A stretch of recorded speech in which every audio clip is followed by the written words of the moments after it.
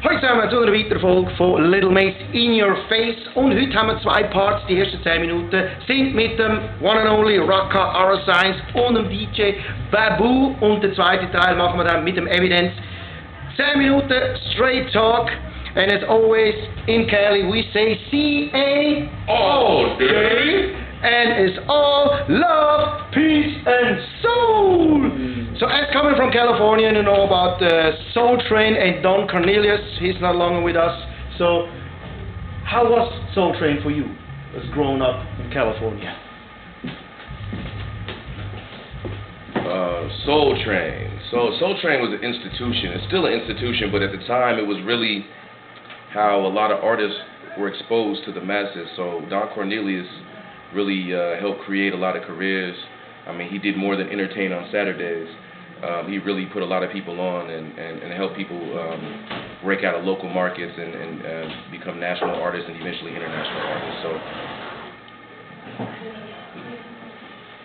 shout out to Don Cornelius and yeah, man, great girls dancing every weekend too. It was always good to wake up to that. And he was over 20 years on air. So yeah. What's the next now that helps to bring out the musicians? If this is gone and no longer.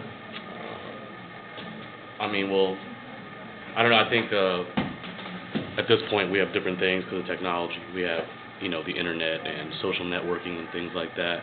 You can't replace Soul Train or Don Cornelius and what it meant at the time, you know. But you know, just like Rock said, I have early memories of every Saturday morning, you know, waiting for Soul Train to come on because I wanted to see the new dances or I wanted to see who our artists were and just what was the hot stuff going on in the streets. So, but you know, there's different forms now. Like I said, I don't know if we have an equivalent of Soul Train, but we definitely have different outlets and there's more things for artists to be able to take grasp of their own careers and transmit. You know. But not only that we have Soul Train no more, or the TV is helping. Radio, you can tell me about radio. All the radio shows on 92 or 105, it changed totally. You've been on shows and hosting them. What happened there? What's with the music business in general going on? Well, it's just going through dramatic changes. To be honest with you, we stopped looking at commercial radio as a outlet a long time ago. I mean, radio in general. I mean, like, it's very rarely, I mean, to be honest with you, we come here to Europe and do more radio interviews than back at home. At home, it's more about blogs. It's more about anything but the radio, you know, and you know, as far as music channels go and MTV or BET, it's a welcome bonus still. I mean, anything helps an artist to get heard and seen, but things are just different now. Things are changing, evolving so fast, and I think there's new things being developed as we speak right now where artists can just take control of themselves and get out there without having to depend on a big machine or a big business to get them out there. So, Rocco, where you have the big deal of bringing out your records, where you promote it then? Well, we take it to the streets. We tour.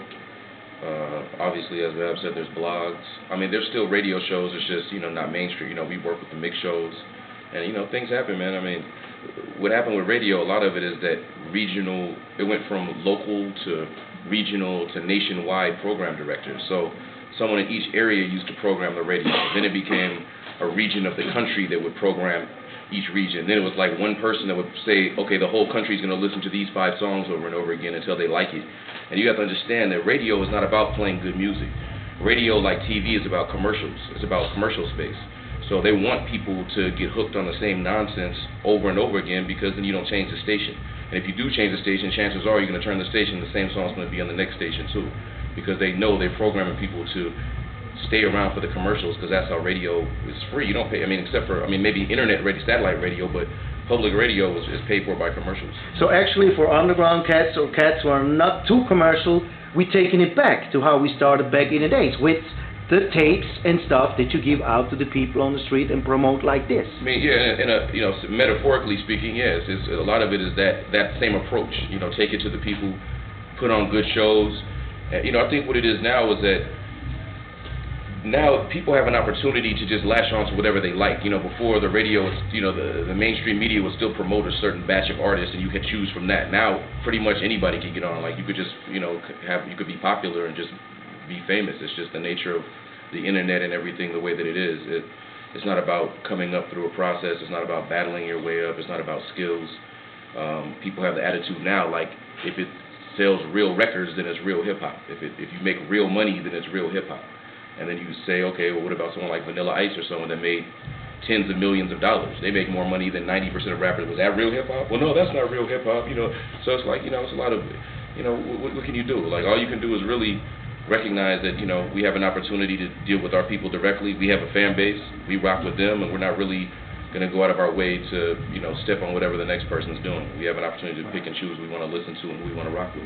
But Babu, how do you see it with giving away a lot of sound free, put it on the net, or getting paid for what you're doing? You do both a little, so you give out stuff that you just put on and for free, and this you say, no, this I will want to get paid for. At this point, I just think you have to assume that you give away music at this point, because you know, there's no more record stores. None of us are selling physical objects. We're selling MP3s, I guess. You know, so if anything, you know, it's sad, but it's almost like the music itself has become a promotional tool, and what I guess we're actually selling is our brand and our lifestyle. And you know, fortunate for us, we get out and we do shows, we sell merch.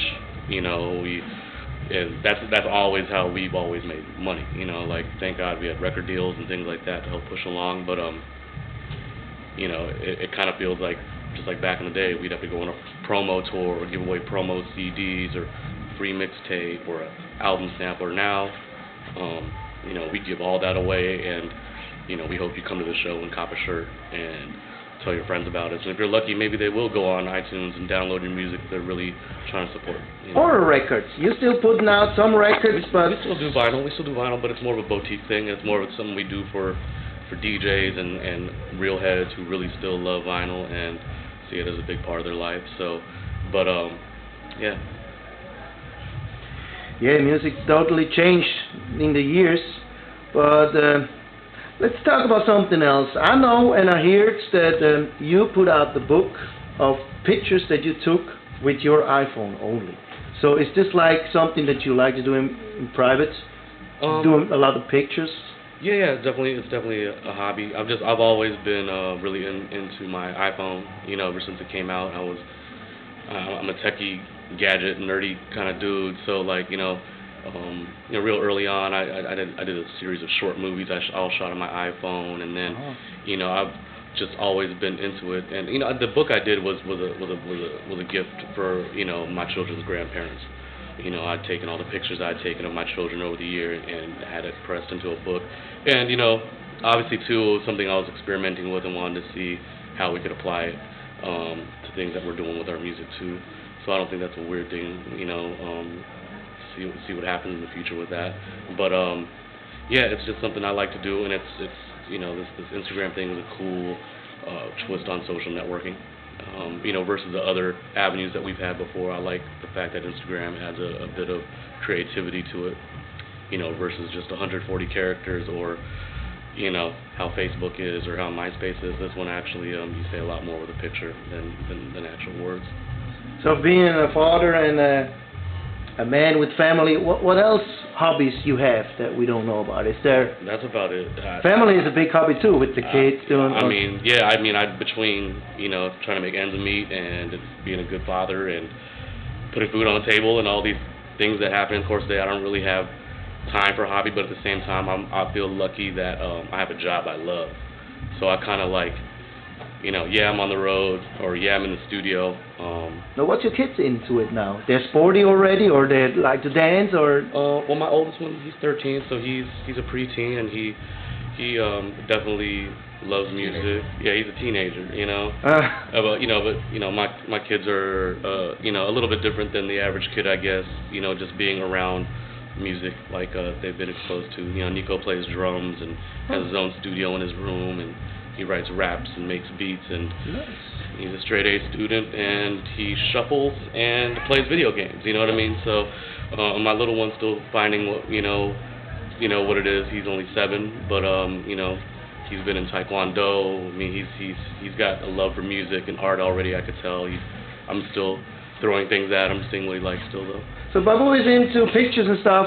How's about you, Rakaa? What's like a favorite hobby that you doing in your spare and free time? I don't even really have spare and free time. Like Okay, that. so you're really busy? Yeah, I mean, I stay busy. I mean, when I do have some time, I train jiu-jitsu, Brazilian Gracie jiu-jitsu. Not as much as I should, but as much as I can. I go to school full-time. I'm a full-time university student finishing my degree. Okay. We make music. We tour as Dilated, tour separately. I tour around the world myself, hosting different various events. I do philanthropic work, sponsoring and hosting Hip Hop Chess Federation events and other community events. So I stay pretty busy with what would be considered free time is pretty much. And hip hop, within hip hop is a hobby for you, is a job for you, is your life. I mean, I've been involved in this on one way or another since I was 11 or 12 years old. So I've seen it go through many stages. I've seen it jump around and do a lot of different things. I've seen people's attitudes change. I've seen people really grow. I've seen people regress. I've seen it all. So yeah, it is basically a huge part of my life. It's a big part of the base of what I do, and I continue to support it as it supports me. So that's 10 minutes with Rakaa and Babu. And for the end, I have this thing, it goes like this. When we in the clubs and we know the lyrics, we have the all-time favorites that we know the lyrics from A to C. So it's like me, I am Little Mace, and I like to say hello. I do the black to the white, the red and the brown, the purple and yellow.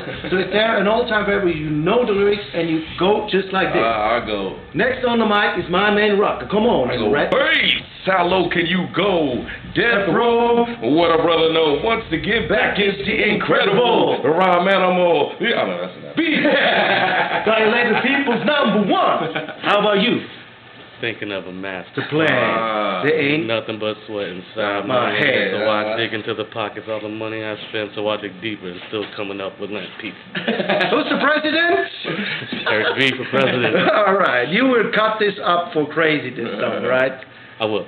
Okay, Yeah. and you still think still. this is deep, Still. what Rakaa did on this track.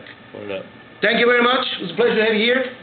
There's Little Mace in your face, and I want to know, are you ready for the next episode?